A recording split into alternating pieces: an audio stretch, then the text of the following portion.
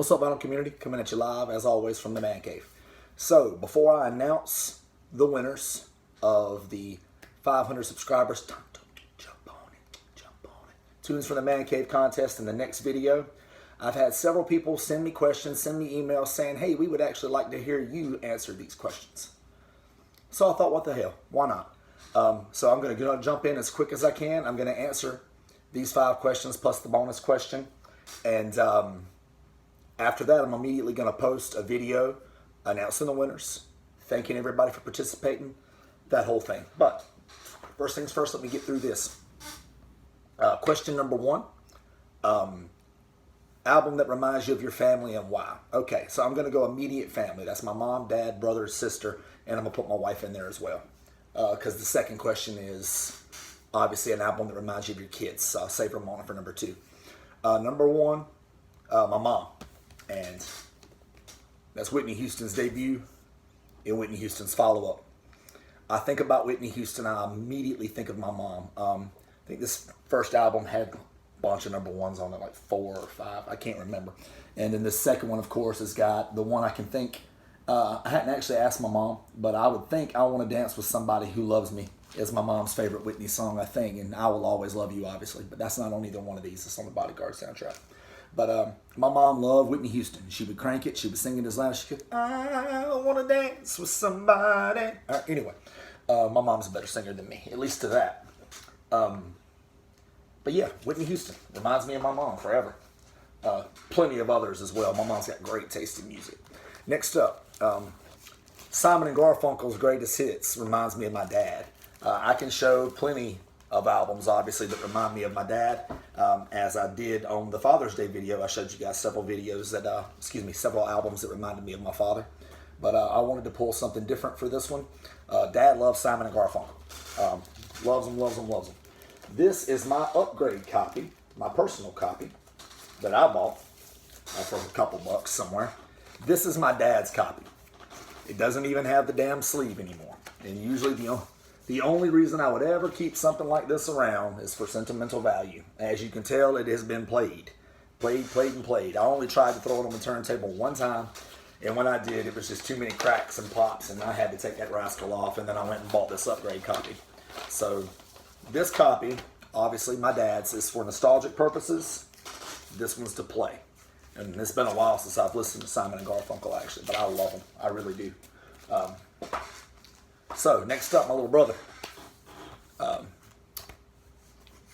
Eminem's Slim Shady LP.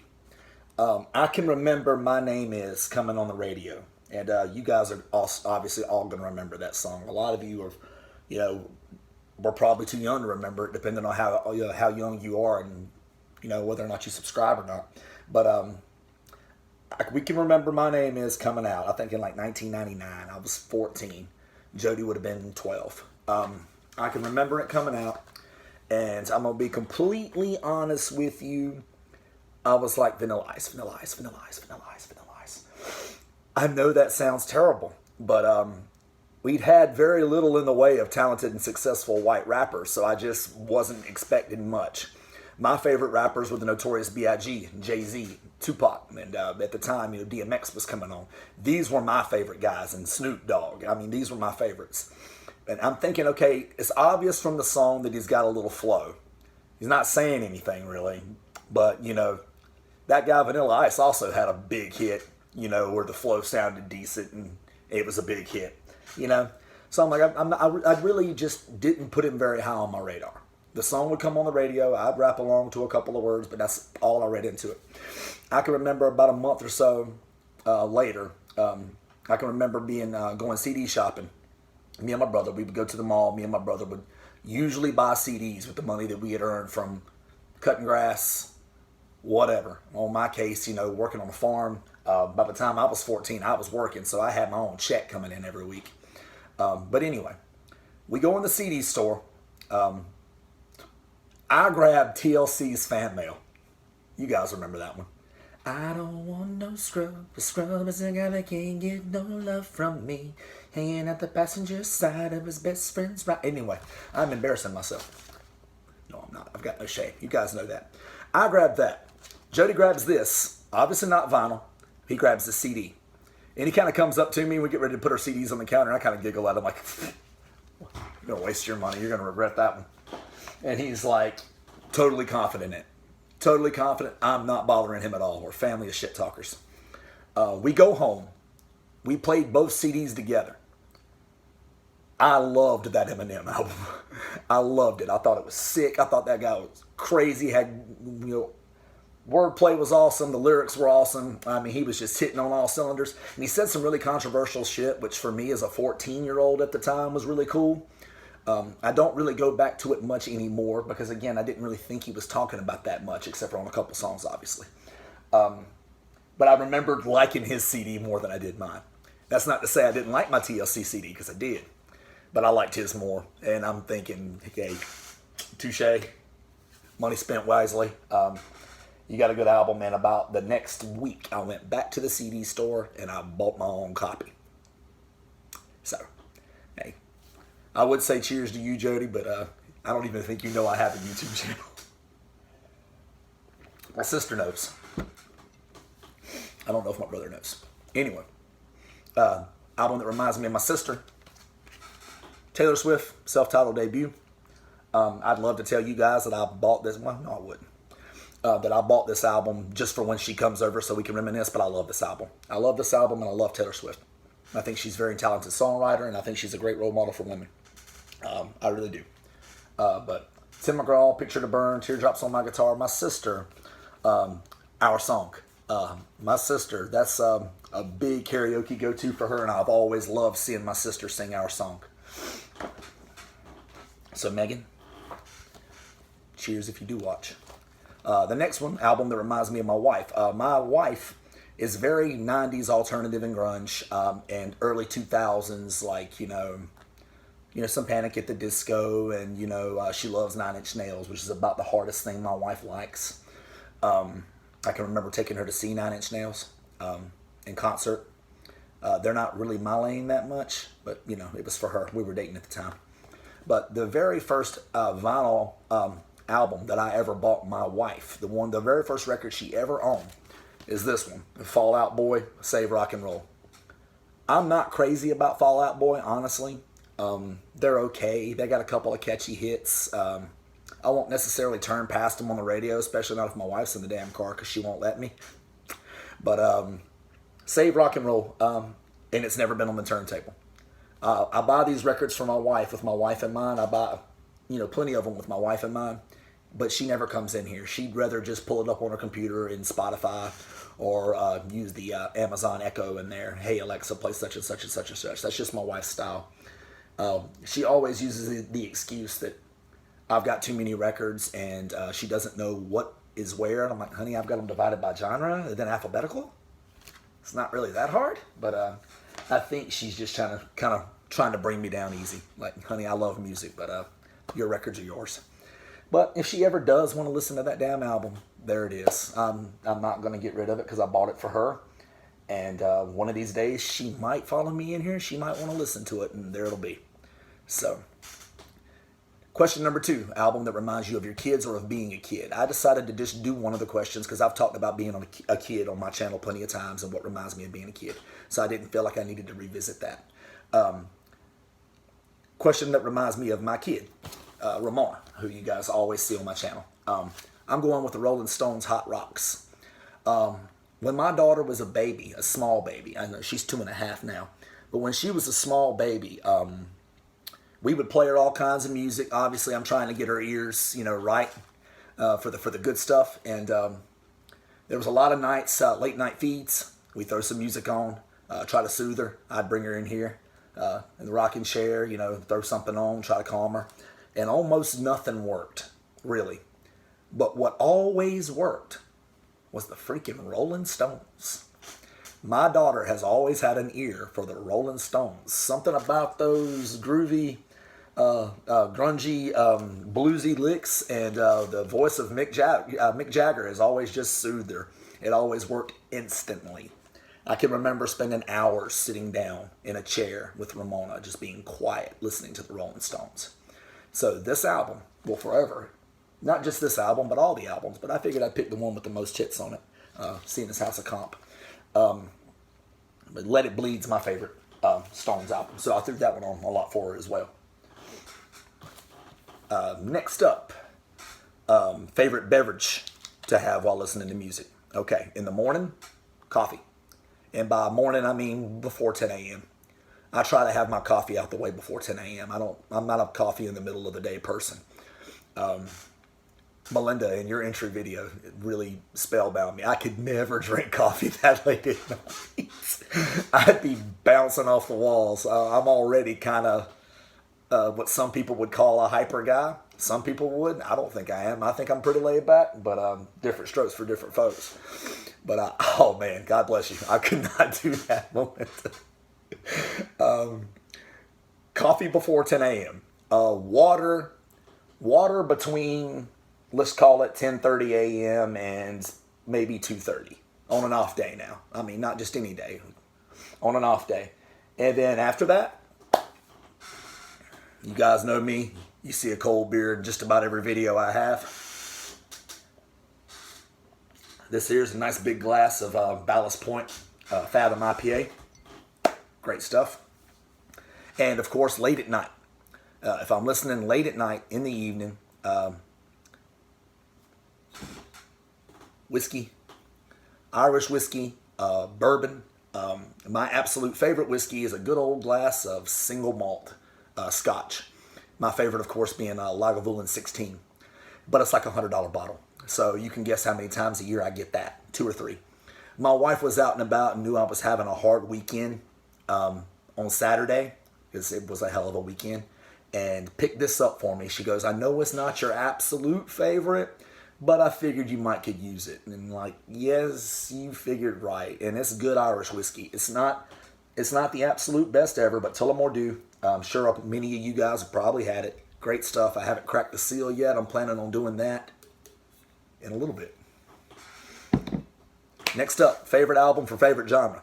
So many of your videos, I watched all of your videos now twice. So think about how much time that took me, guys, because a few of your videos were really long. Most all of your videos were over 20 minutes, so I watched them all twice. A couple of them 3 times. I'm not going to tell you who just yet. That'll start giving shit away. Favorite album from favorite genre. That really tripped a lot of you guys up. And really, I probably should have worded it different and just said favorite album from a genre. And that's where a lot of you guys went anyway. Like Steve Carlson, that's where he went.